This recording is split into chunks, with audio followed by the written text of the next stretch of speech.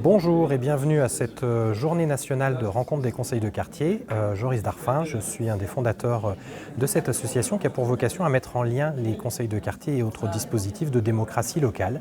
Et donc aujourd'hui, jeudi 28 septembre 2023, on fait cette première journée nationale de rencontre pour faire se rencontrer différents élus, agents et agentes territoriales et habitantes des conseils de quartier qui sont venus pour échanger sur leurs pratiques, sur leurs difficultés, sur leurs dispositifs. Et nous avons toute une journée de plénière et d'ateliers avec une cinquantaine de personnes, une trentaine de communes représentées, Vénissieux, Saint-Priest, Roanne, Grenoble, Annecy, Lyon et j'en passe, Clermont-Ferrand, qui viennent parler de différents sujets. Ce matin, nous avons commencé à évoquer la question des difficultés à trouver une complémentarité entre les conseils de quartier et les communes, à finalement trouver une solution à la difficulté qu'on a pour avoir une représentativité, une mixité, pour travailler aussi sur la question du turnover.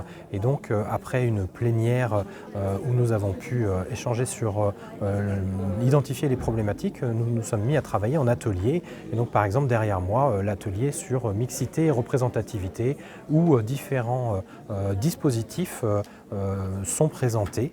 Il y a de l'échange de pratiques entre les participants et participantes, entre des personnes qui font du tirage au sort par quota, des personnes qui développent par exemple comme à Grenoble des tables de quartier en bas des immeubles pour toucher d'autres personnes que les personnes qui viendraient à une réunion en plénière. Nous avons un autre atelier ce matin qui travaille sur la question de finalement l'utilité globale des conseils de quartier. Est-ce que c'est des outils de management social pour préserver un statu quo, pour faire fonctionner ce qui existe, ou est-ce que c'est des outils pour un changement?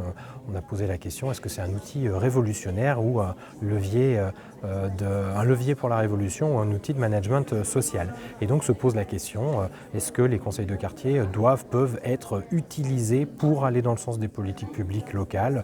Est-ce que ce sont des objets politiques ou pas, politiques à partisans? On peut faire de la politique sans prendre parti, etc., etc. Et puis sur le troisième atelier au fond de la salle derrière moi, se pose la question de la gouvernance partagée et est-ce que par exemple au sein d'un conseil de quartier on peut avoir de l'élection sans candidat, du tirage au sort, de la présidence, de la coprésidence, et dans les communes représentées on a une grande diversité de gouvernance à l'intérieur des conseils de quartier et on s'intéresse au lien que ça a entre la gouvernance et finalement l'engagement aussi des personnes. Et donc ici, nous avons un paperboard sur lequel on peut voir différentes choses représentées. Il y a la présidence, la coprésidence, la direction collégiale qui peuvent exister à l'intérieur de conseils de quartier. Est-ce que les personnes ont été tirées au sort, sont élues, sont désignées par la ville pour être référent, référente, président, présidente? Est-ce qu'il peut y avoir, s'il y a de l'élection sans candidat? Et puis on se pose aussi la question de la place des élus. Est-ce que les élus sont systématiquement présents aux réunions des conseils de quartier?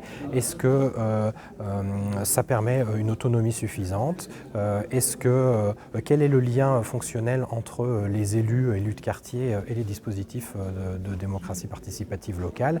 Et comment faire du coup pour avoir une gouvernance partagée entre les dispositifs et les élus de la ville? Cet après-midi, on continuera à se poser tout un tas de questions sur le comment finalement mettre en œuvre les dispositifs locaux de démocratie participative, avec les questions du aller vers, les questions de l'organisation collective, les questions de l'engagement individuel et de la gestion du turnover. Cette journée, organisée par le Réseau national des conseils de quartier, association loi 1901, aura vocation à se renouveler et aujourd'hui cette association est financée, animée, portée par différentes structures dont la mienne, Agora d'Azibao, et aujourd'hui par exemple Claudie qui anime aussi de la structure potentielle.